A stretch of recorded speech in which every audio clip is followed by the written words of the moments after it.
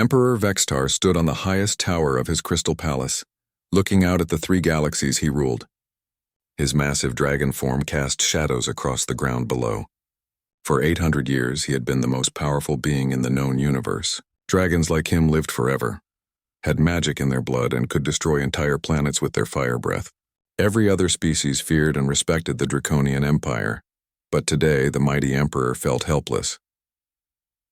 Behind him, soft crying sounds came from the palace. His son Prince Kaiseth was weeping again. The young dragon had been sick for months with something the healers called soul weeping. It was a rare disease that made dragons lose their inner fire and cry without stopping. No medicine worked. No magic spells helped. The prince was getting weaker every day. Vextar's advisors kept telling him to choose a new heir. They said Prince Kaiseth would never recover. They whispered that a weak prince would make the empire look foolish. But Vextar refused to give up on his only son. He loved the boy more than his crown or his power. The emperor had tried everything. He brought the best healers from across the galaxies. He sent teams to find ancient cures on forgotten planets. He even asked the wise old dragons who lived in the deep caves for advice. Nothing worked. His son kept crying and his dragon fire kept getting dimmer. 3 days ago, one of his generals had brought him strange news. On the outer edge of their empire, there was talk about humans. These small, weak creatures had no magic and lived very short lives. Most dragons thought they were worthless. But some aliens claimed humans could heal broken hearts and bring hope to hopeless situations. Vextar had never paid attention to humans before. They seemed too simple and powerless to matter. But desperate times called for desperate measures. If there was even a small chance these creatures could help his son, he had to try. He decided to visit a place called Earth Station Omega. It was a small trading post run by humans in the Outer Rim territories. His spies told him it was a peaceful place where different species came to trade and learn about each other. If humans really had special healing abilities, maybe he could find answers there. The Emperor could not travel as himself. If other species knew the great Dragon Emperor was looking for help from humans, it would make him look weak. His enemies might try to attack while he seemed vulnerable, so he used magic to disguise himself and his son as common travelers. On the morning of departure, Vextar went to his son's room. Prince Kaiseth lay curled up on his bed, making small whimpering sounds. The young dragon's scales had lost their bright golden color and looked dull and gray. His eyes were red from crying and his small body shook with sadness. "My son," Vextar said gently, "we are going on a journey." Prince Kaiseth looked up with tired eyes. "Where are we going, father?" "To find someone who can help you feel better," the Emperor replied. He did not want to give false hope, but he needed his son to trust him. The prince nodded weakly. He was too tired to ask more questions. Vextar helped him put on a hooded cloak that would hide his dragon features. Then the Emperor cast a spell to make them both look like ordinary alien travelers. Their ship was small and plain, nothing like the huge royal vessels Vextar usually used. Only his most trusted captain knew their real identity. As they flew through space toward the human station, Vextar wondered if he was making a terrible mistake. Everything he had been taught said dragons were the superior species. They were stronger, smarter, and more magical than anyone else. The idea that humans with their short lives and weak bodies could help where dragon medicine had failed seemed impossible. But as he listened to his son's quiet crying, Vextar pushed aside his doubts. A good father would do anything for his child, even if it meant asking for help from those he had always considered beneath him. The journey took 2 days. During that time, Prince Kaiseth barely ate or spoke. His condition seemed to be getting worse. Sometimes his crying would grow so loud that it made the ship's metal walls vibrate. The captain, though loyal, looked worried and confused. On the second night, as they approached the human station, Vextar made a promise to himself. If the humans could help his son, he would never again think of them as lesser beings.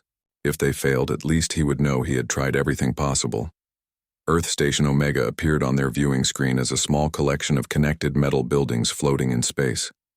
It looked simple and peaceful compared to the massive fortress cities of the Dragon Empire. Ships from many different species were docked there, suggesting it really was a place where various aliens came together. As their ship drew closer, Prince Kaiseth stirred from his bed and looked out the window. For just a moment, his crying stopped. "It looks warm." the young prince whispered.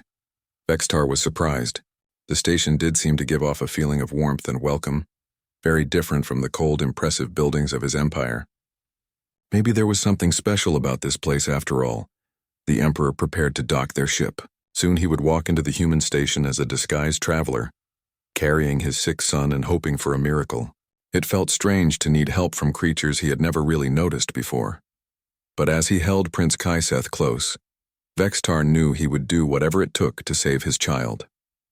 Even if it meant learning that everything he believed about dragons being the best species in the universe might be wrong. The mighty dragon Emperor was about to discover that sometimes the greatest strength comes from admitting you need help, and that wisdom can be found in the most unexpected places. Earth Station Omega was unlike any place Emperor Vextar had ever seen. As he walked through the docking bay carrying his hooded son, he noticed how different it felt from the cold stone halls of his palace. The walls were painted in warm colors and soft music played in the background. Aliens from many species moved around peacefully, talking and laughing together. The main area served as both a restaurant and a meeting place. Round tables were scattered throughout the room, and a small stage sat in one corner where someone was playing a gentle melody on a strange human instrument. The ceiling was made of clear material that showed the stars outside, making the whole place feel open and welcoming. Captain Jake Morrison, the station commander, was a tall human with kind eyes and gray hair. He had been a soldier once, but now he spent his time helping different species learn about each other. He believed humans had something special to offer the galaxy, even though they were not as strong or advanced as other races. Jake noticed the two hooded travelers as soon as they entered. The smaller figure was making soft crying sounds that seemed to make the air around them feel heavy and sad. Other customers were moving away from their table looking uncomfortable. Working that day was Lucy Chen, a young human woman who had come to the station from one of Earth's colony worlds. She had long black hair and bright, curious eyes that seemed to notice everything. Lucy loved music and had a special gift for understanding when people were hurting. She could sense emotions the way some people could smell flowers or hear music. Lucy was serving drinks to a table of blue-skinned aliens when she heard the crying sounds. She turned and saw the two hooded figures sitting alone in the corner. The larger one was trying to comfort the smaller one, but nothing seemed to help. The crying was getting louder and more desperate. Other waitresses were avoiding that table, but Lucy felt drawn to help. She had always been the kind of person who could not ignore someone in pain. She picked up a tray of drinks and walked over to them. "Excuse me," she said gently. "Can I get you something to drink or eat? Maybe something warm would help." Emperor Vextar looked up, surprised. Most beings stayed away when they sensed Prince Kaiseth's sadness. This human was walking right toward them with a friendly smile. He could not understand why she was not afraid. "We do not wish to disturb others," Vextar said carefully, still hiding his real voice. "Perhaps we should leave." "Oh no, please stay," Lucy said quickly. "Everyone is welcome here. That's what this place is for." She knelt down beside the smaller figure. "Hey there, little one. Are you feeling sad?" Prince Kaiseth looked up from under his hood. His young face was streaked with tears and his eyes held such deep sorrow that Lucy felt her heart break a little. She had never seen anyone, especially someone so young, look so hopeless. "What's your name?" she asked softly. The prince opened his mouth to answer, but only more crying sounds came out. The noise was strange and musical, almost like a song made of sadness. As it grew louder, the lights in the station began to flicker and the crystal decorations on the walls started to glow with a cold blue light. Other customers were now staring and whispering. Some looked scared. A few got up to leave. But Lucy did not move away. Instead, she sat down on the floor next to the prince's chair. "It's okay," she whispered. "Sometimes when we're really sad, it helps to let it all out." Vextar watched in amazement as this small human showed no fear of his son's power. The prince's crying was strong enough to affect the entire station, but Lucy just sat there with him, offering comfort. Then something wonderful happened. Lucy began to sing. Her voice was soft and gentle, carrying a simple melody that seemed to wrap around the prince's cries like a warm blanket. The song was an old Earth lullaby about finding light in darkness and never being alone. She sang about love that never gives up and hope that shines even in the hardest times. As Lucy's voice filled the room, the cold blue glow from the crystals began to change. Slowly, it warmed to a golden color that felt peaceful and safe. The prince's crying started to quiet, as if her song was gently pulling the sadness out of him. Other customers stopped trying to leave. Instead, they found themselves drawn to the beautiful sound. Even Captain Morrison came out of his office to see what was happening. The entire station seemed to hold its breath as the human's voice mixed with the young prince's musical tears. Prince Kaiseth raised his head and looked directly at Lucy. For the first time in months, his eyes showed something other than sadness. There was wonder there and maybe even a tiny spark of hope. Lucy smiled at him and kept singing, making her voice even softer and more comforting. She reached out slowly and gently touched the prince's small hand. When their skin made contact, a warm shimmer of light appeared where they touched. It was not magic in the way dragons understood it. It was something deeper and more powerful. It was the simple connection between two hearts, one offering comfort and the other accepting it. The prince's crying stopped completely. He stared at Lucy with wide eyes as if seeing something amazing for the first time. Then very quietly he began to hum along with her song. Emperor Vextar felt tears running down his own face. In all his centuries of life he had never seen anything so beautiful. This human, this supposedly weak and simple creature, was doing what all the magic and medicine of his empire could not do. She was healing his son with nothing but kindness and a song. As Lucy continued to sing, teaching the prince the words and encouraging him to join in, Vextar realized his whole understanding of the universe was about to change. Maybe strength was not about power or magic. Maybe it was about something much simpler and much more important. Maybe it was about caring enough to sit with someone in their darkest moment and offer them a song. The lullaby Lucy sang was called Starlight Dreams. Her grandmother had sung it to her when she was small and scared of the dark. The words were simple but powerful, telling of light that never goes out and love that always finds a way home. As her voice carried through the station, something magical began to happen. Prince Kaiseth's crying grew quieter with each note Lucy sang. The cold, heavy feeling that had filled the air around him started to lift like fog disappearing in sunlight.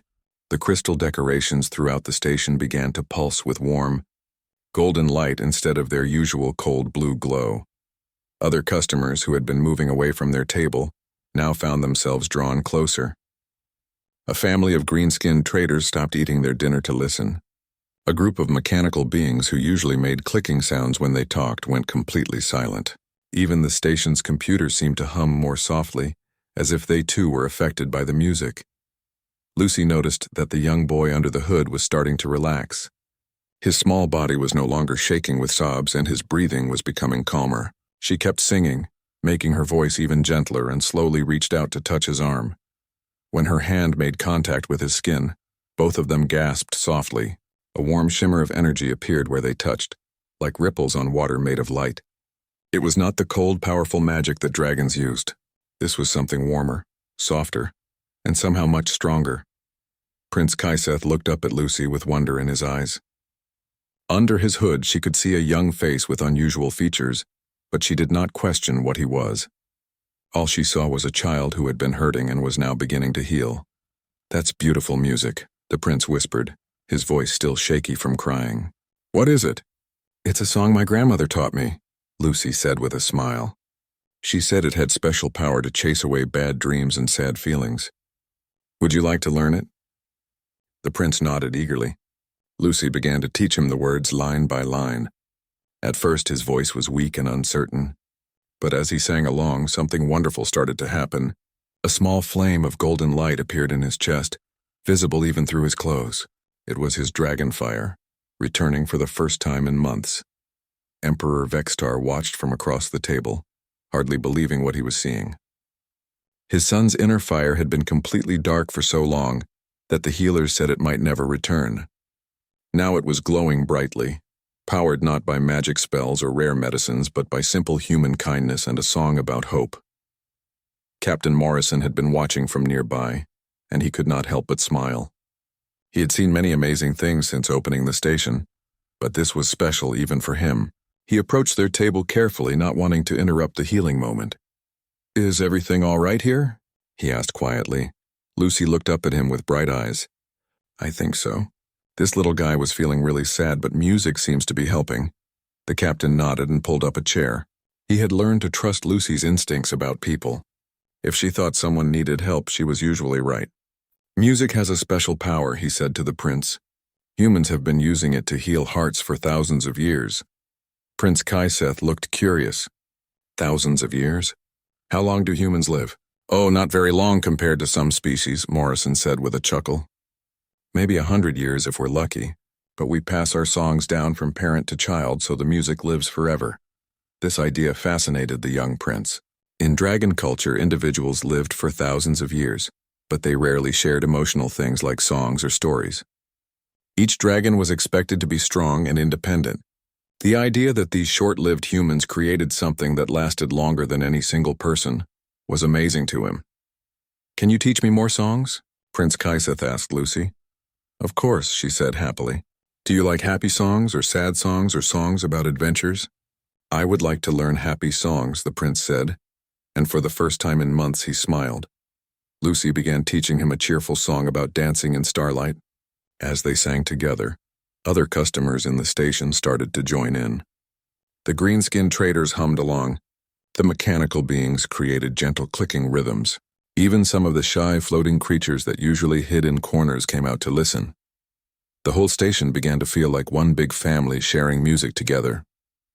The warm golden light from the prince's returning fire spread throughout the room, making everyone feel peaceful and happy. What had started as one human helping one sad child had become something that touched every person there.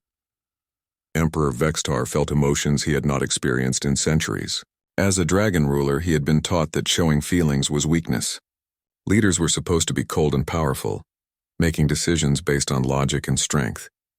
But watching his son laugh and sing with Lucy, he realized that maybe the strongest thing of all was allowing yourself to care about others. When the songs ended, Prince Kaiseth was sitting up straight for the first time in months. His eyes were bright and clear, and the golden glow from his inner fire was steady and warm. He looked like a completely different child from the one who had entered the station just an hour before. Thank you, he said to Lucy. I feel so much better. How did you know what to do?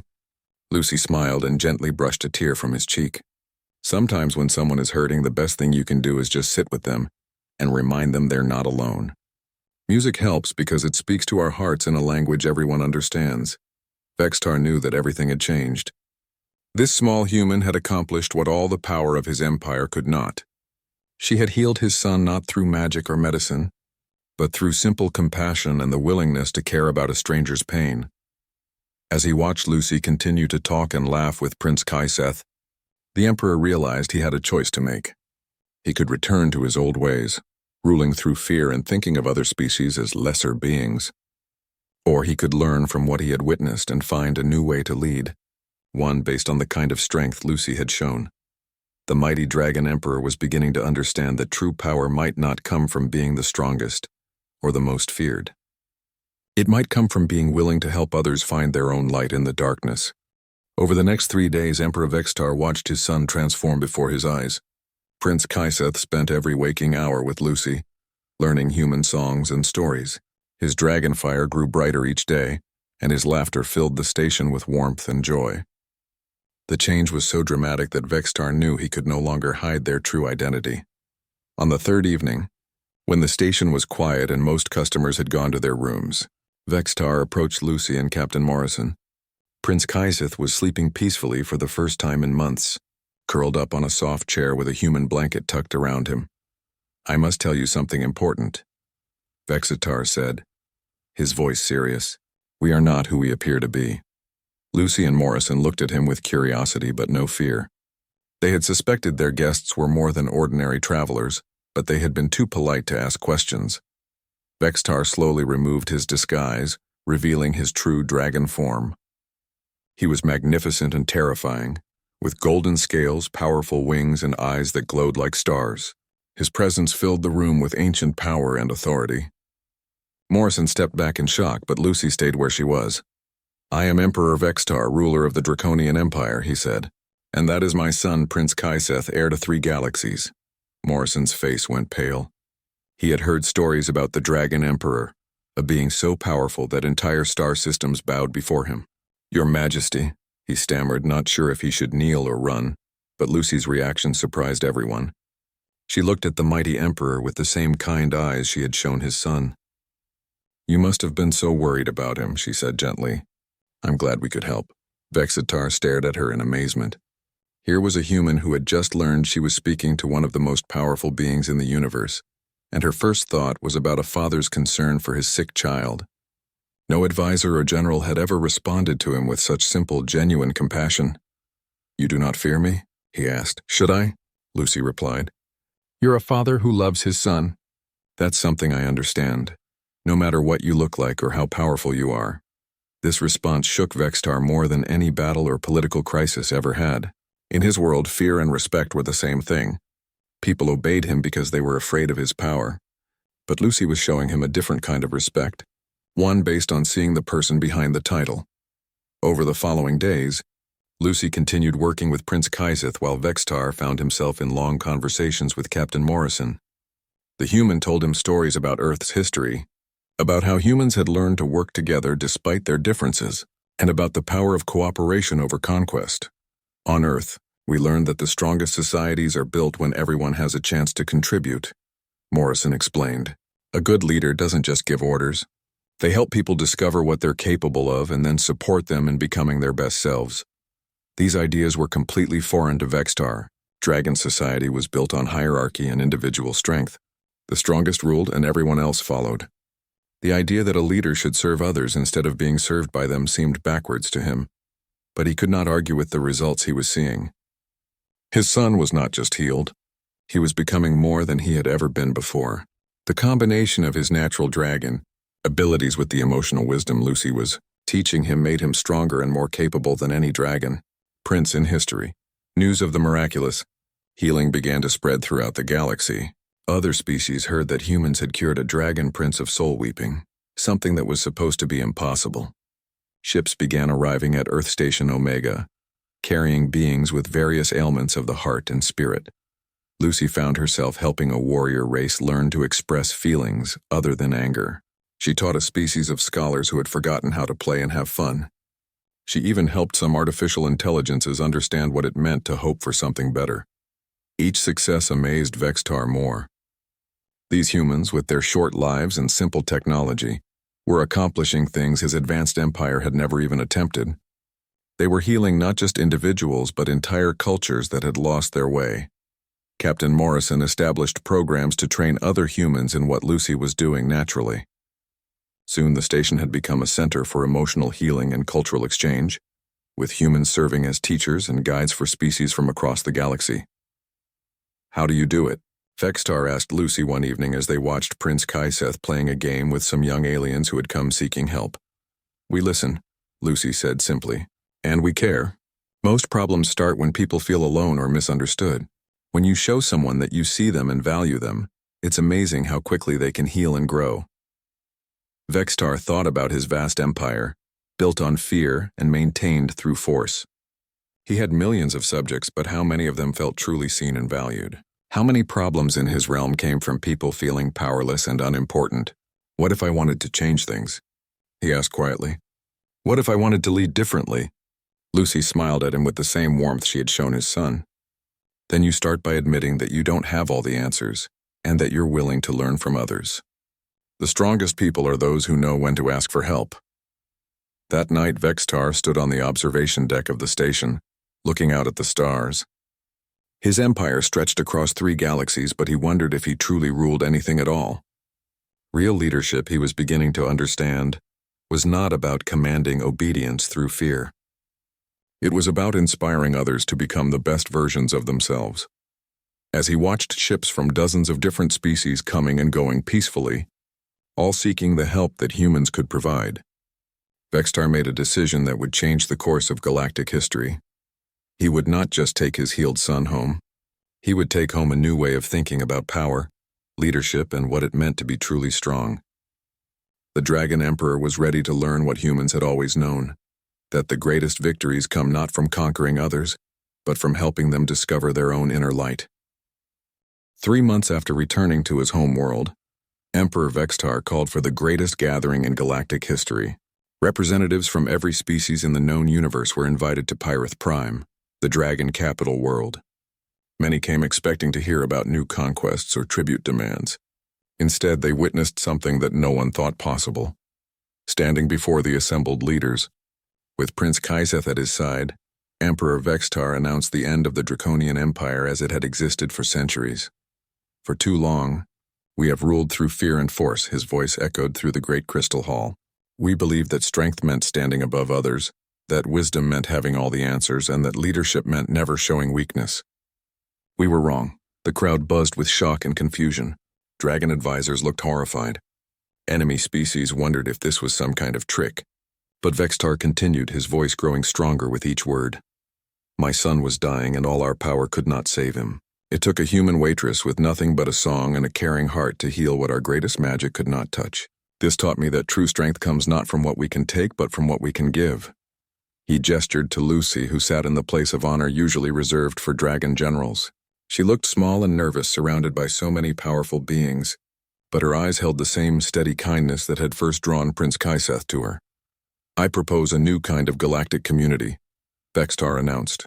The Confederation of United Worlds, where every species contributes their unique gifts and no one stands above the rest.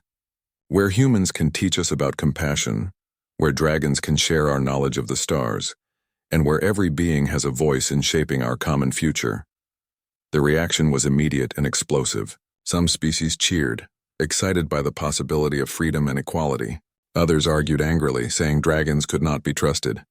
Many were simply confused, unable to believe that the feared Dragon Emperor was giving up his absolute power. Prince Kaiseth stepped forward, his young voice carrying clearly through the great hall. I have lived in both worlds now, he said. I know the power of dragon fire and dragon magic. But I also know the power of human songs and human kindness. When we combine them, we become stronger than either could be alone. The prince demonstrated by singing one of Lucy's lullabies while channeling his dragon fire. The result was breathtaking. Golden flames danced through the air in perfect harmony with the music, creating beauty instead of destruction. The sight moved many in the audience to tears. Over the following months, the transformation began slowly but steadily. Earth Station Omega became the first embassy of the new Confederation, with Lucy appointed as the first human ambassador of emotional wellness. Her job was to help other species learn to understand and express their feelings in healthy ways. The program was more successful than anyone had dreamed. Lucy worked with warrior races who had never learned to grieve their losses. She helped logical species discover the power of intuition and creativity. She even assisted hive-mind creatures in understanding individual identity, while maintaining their collective bonds. Captain Morrison was promoted to Director of Interspecies Relations. Under his guidance, humans began establishing cultural centers throughout the galaxy. Each center was staffed with people trained in music, art, counseling, and conflict resolution. They became gathering places where different species could learn from each other. The Harmony Project, as it came to be known, spread to hundreds of worlds. Human teachers worked alongside alien scholars to develop new ways of solving old problems. Art galleries displayed works created by mixed species teams. Concert halls featured music that blended traditions from across the galaxy. Not everyone accepted the changes easily. Some dragon generals tried to rebel, insisting that their species was meant to rule. A few other powerful civilizations attempted to take advantage of what they saw as dragon weakness. But each challenge was met not with the old methods of conquest and intimidation, but with patience, dialogue, and the gradual building of trust.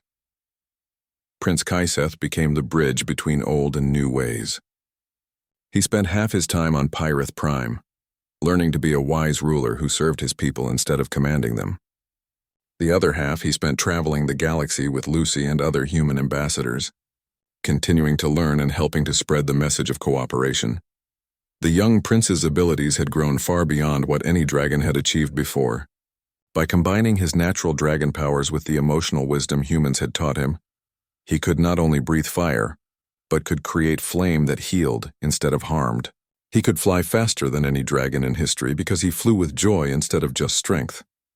Years passed, and the Confederation of United Worlds grew stronger. Conflicts that once would have led to wars were resolved through mediation and understanding. Scientific discoveries increased dramatically as different species shared their knowledge freely. Art and culture flourished as beings learned to appreciate perspectives very different from their own. Earth, once considered a backwater planet of primitive creatures, became the most sought-after destination in the galaxy. Diplomats came to study human methods of conflict resolution. Artists came to learn about emotional expression through music and dance. Leaders came to understand how to serve their people instead of ruling them. Emperor Vextar, now calling himself Chancellor Vextar, often stood in his crystal palace and marveled at how different his world had become. The cold, impressive halls now echoed with laughter and music. Dragons worked alongside humans and dozens of other species, all contributing their talents to common goals. One evening, as he watched Lucy teaching a group of young beings from various species to sing together, Vextar reflected on the lesson that had changed everything. The strongest force in the universe was not fire or magic or advanced technology. It was the simple decision to care about someone else's pain and to offer whatever comfort you could give. The motto of the new Confederation, written in the languages of all member species, was displayed prominently in every embassy and cultural center. In lifting others, we all rise. As Lucy's voice joined with those of dragons, humans, and dozens of other species in a song about hope and friendship, Vextar knew that the universe had become a place his younger self could never have imagined.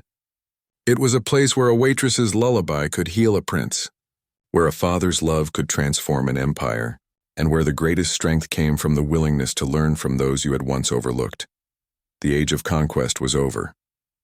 The age of cooperation had begun, and it started with a simple song shared between strangers who chose to see each other not as different species, but as fellow travelers in the vast, beautiful darkness of space.